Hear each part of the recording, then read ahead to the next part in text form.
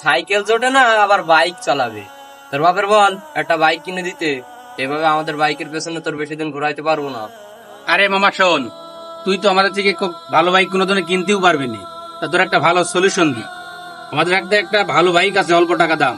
তুই যদি 2 দিনের ভিতরে টাকা ম্যানেজ করতে পারিস, গাড়িটা মামা তোর। তাহলে দেখ তুই কি করবি, 2 দিনের ভিতরে টাকা ম্যানেজ করতে পারিস কিনা। আচ্ছা মামা, তাহলে তোরা থাক, আমি যাই, দেখি পারি কিনা।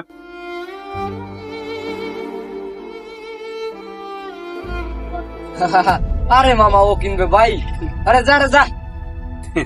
ভাত পায় না খাইতে, গাড়ি চালাবে রাইতে। এই বন্ধু চল ঘুরে আসি। ও আব্বা, আব্বা কি ভাবলেন?